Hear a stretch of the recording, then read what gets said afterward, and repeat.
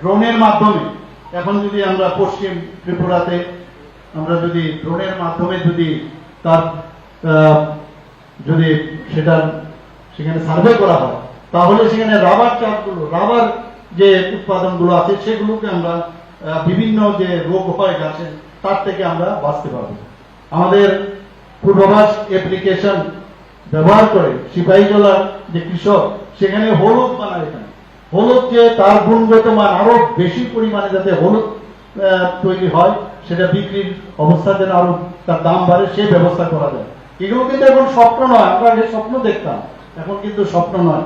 আপনারা জানেন যে 2024 সালে ত্রিপুরা ডিজিটাল কৃষি মিশনের অধীনে এই যে এআই আর্টিফিশিয়াল ইন্টেলিজেন্স ভিত্তিক ক্রপ অ্যাডভাইজারি সিস্টেম, সেটাকে আরো যাতে ভালো হয় তার জন্য নীতি আয়োগ এবং কেন্দ্রীয় কৃষি মন্ত্রকের সাথে আলোচনা আমরা করেছি এবং সেইভাবে কিন্তু কাজ এখানে চলছে।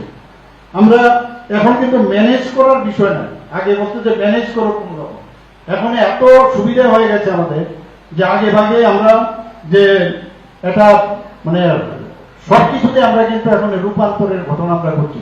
রিফর্ম করতে হবে আমাদের, আমাদের বিভিন্ন যেসব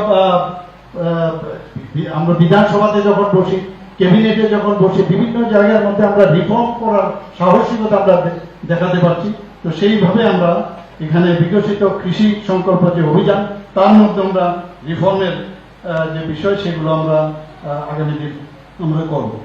আমরা এই যে মাননীয় প্রধানমন্ত্রীজির নির্দেশে আমাদের যে দিল্লি থেকে আমাদের যে নির্দেশ এসেছে, আমাদের পরবর্তী সবুজ বিপ্লব শুধু ট্রাক্টরের উপর নির্ভর না করে আমাদের প্রযুক্তি বিশ্বাস এবং ভারতের কৃষকদের যে অটল চেতনা সেটাকে জাগরিত করার জন্য এবারের এই সূচনা। আমাদের আগামী দিন পুষ্টিগত অর্থনীতিতে উন্নতি করা, কৃষকদের আয় বৃদ্ধি করা এবং স্থায়িত্বের জন্য পার্মানেন্ট যাতে সম্পদ তৈরি হয় তার জন্য তার সংরক্ষণ করা, তার জন্য আমাদের কাজ করতে হবে। আমাদের 6টা কৌশল, এর মধ্যে মাননীয় প্রধানমন্ত্রী নরেন্দ্র মোদীজি কৃষি মন্ত্রণালয়ের মাধ্যমে উনি বলেছেন কৃষির উৎপাদন বৃদ্ধি করা, খরচ হ্রাস করা, ন্যায্য মূল্য নিশ্চিত করা, যাতে ক্ষয়ক্ষতি কম করা যায় তার দিকে আমাদের নজর রাখতে হবে এবং বৈচিত্র্যকরণ, শস্যের যাতে আরো বৈচিত্র্যকরণ করা যায় এবং খাদ্য প্রক্রিয়াকরণ এবং তার মূল্য সংযোজন প্রচার করা এবং প্রাকৃতিক ও জৈব চাষে উৎসাহিত দেওয়া। আমাদের এখানে যা আমার কাছে ডাটা আছে, বর্তমানে রাজ্যে মোট কৃষকের সংখ্যা প্রায় 4,72,000 উপরে। তো মানে আমাদের যেটা মাননীয় প্রধানমন্ত্রীজি বারবার বলছেন যে অন্নদাতা আমাদের, তাদেরকে আমাদের দেখে রাখতে হবে, তাদেরকে বেস্ট যে আমাদের যে প্রযুক্তিগুলো তাদের কাছে আমাদের দিতে হবে। রাজ্যের কৃষকদের আয় আমি যেটা বললাম প্রায় 13,590 টাকা হয়েছে। 2015-16 কত ছিল? প্রায় 6,580 টাকা। প্রধানমন্ত্রী গত 7 বছরে আমাদের কৃষি ক্ষেত্রে এখানে যে সাফল্য এসেছে, প্রধানমন্ত্রী কৃষি সম্মান নিধি 19তম যে কিস্তি এখন পর্যন্ত দেওয়া হয়েছে, তাতে করে প্রায় 843,64,00,00,000 উপরে এখন পর্যন্ত একদম মানে মাননীয় প্রধানমন্ত্রী যেভাবে যে মিডল ম্যানের আর কোনো সুবিধা না, ডাইরেক্টলি ওনাদের অ্যাকাউন্টে এই টাকা ত্রিপুরাতে এখন দেওয়া হয়েছে। প্রধানমন্ত্রী ফসল বীমা যোজনা আপনারা সবাই জানেন যে ক্ষতিপূরণের যে পরিমাণ প্রায় 10,63,00,000 টাকার উপরে এখন অব্দি দেওয়া হয়েছে।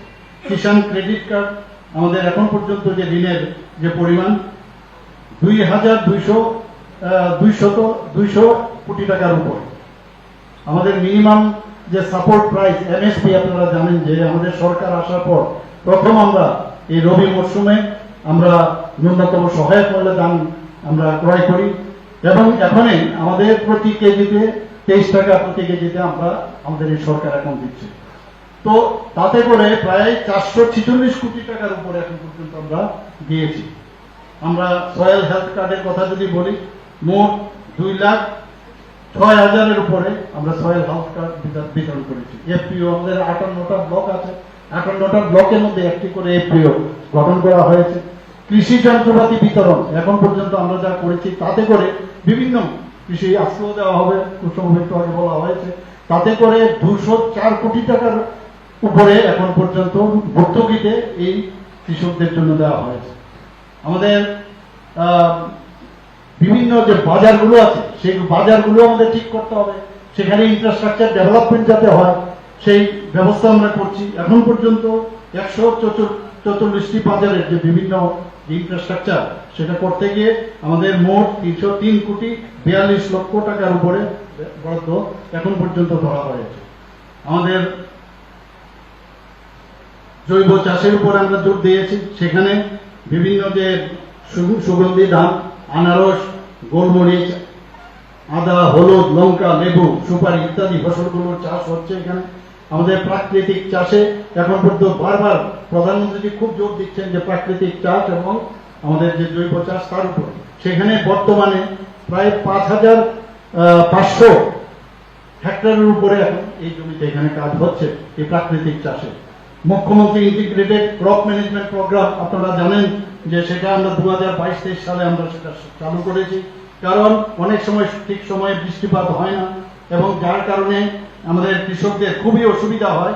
তার জন্য এই বিপদের সময় আমরা সাহায্যের হাত বাড়িয়ে দিয়েছি এবং যাতে করে আরো বেটার যে উচ্চ ফলনশীল জাতের ধান উৎপাদন হয় তার জন্য এই প্রোগ্রাম আমরা শুরু করেছি। এবং